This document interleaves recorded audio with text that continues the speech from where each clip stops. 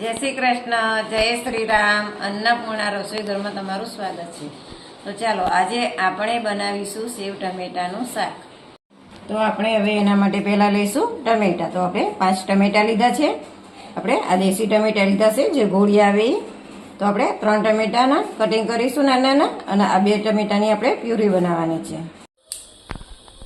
ચાલો આપણે તેલ ગરમ થઈ ગયું છે. આપણે 1 ચમચી રાઈ નાખીશું.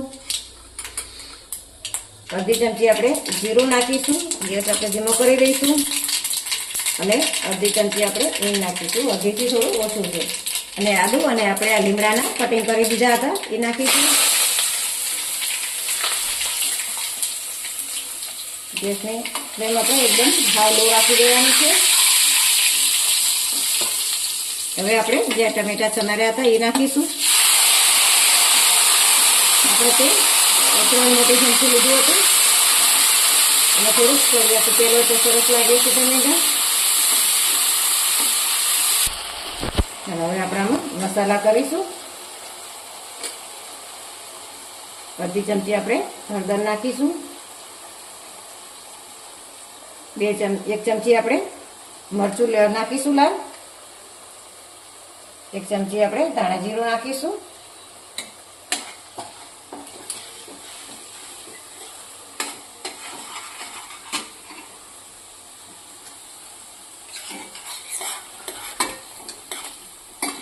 એક ચમચી આપણે લસણ મરચાંની જે ચટણી બનાવી હતી એ નાખીશું. હવે આપણે ટમેટા સોફ્ટ થાય ત્યાં સુધી આને થવા દેવાનું છે. ચાલો આપણે ટમેટા એકદમ સોફ્ટ થઈ ગયા છે અને જો તેલ પણ છૂટું પડી ગયું છે એટલે આપણે ટમેટા સરસ થઈ ગયા છે. હવે આપણે જે ટમેટા પ્યુરી બનાવી હતી એ નાખીશું અને મિક્સ કરી દઈશું. અને આને થોડીક વાર 2 મિનિટ માટે ઢાંકી અને આપણે થવા દેવાનું છે.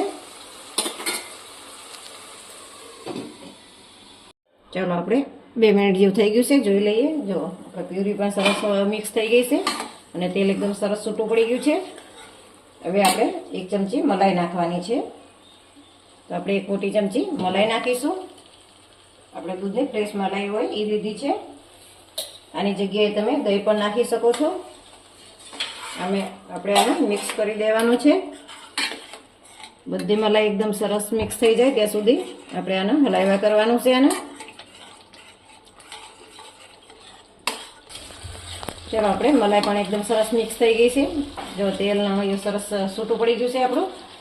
હવે આપણે સ્વાદ પ્રમાણે મીઠું નાખીશું. મીઠું આપણે માપનું નાખવાનું છે કારણ કે સેવમાં પણ મીઠું આવે છે. હવે આપણે ગરમ મસાલો નાખીશું. અડધી ચમચી આપણે ગરમ મસાલો નાખીશું અને મિક્સ કરી લઈશું. હવે આપણે આમાં પાણી નાખવાનું છે કારણ કે આપણે સેવ નાખવાની છે. એટલે સેવ નાખીએ એટલે એકદમ ડ્રાય થઈ જાય છે આપણું શાક.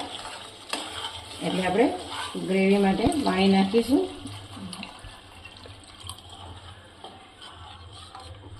આપણે 1 વાટકી જેટલું પાણી નાખ્યું છે આમાં. હવે આપણે આને 2 મિનિટ માટે ઢાંકીને રહેવા દઈશું. ચાલો આપણે જોઈ લઈએ. 2 મિનિટ જેવું થઈ ગયું છે. જો આપણું શાક સરસ થઈ ગયું છે. હવે આપણે ગોળ નાખીશું. ગોળ આપણે એકદમ છીણેલો ભાગેલો છે, નાનું નાનું. ગોળ નાખવો એ ઓપ્શનલ છે. તમે જો ગરપણવાળું શાક જોઈતું હોય તો ગોળ નાખી શકો છો. અને ત્યાં ખટ્ટું મીઠું શાક થાય છે. આપણે સરસ મિક્સ કરી દઈશું. ગોળ ઓગળી દઈશું. ચાલો હવે આપણે શાકમાં કસૂરી મેથી નાખીશું.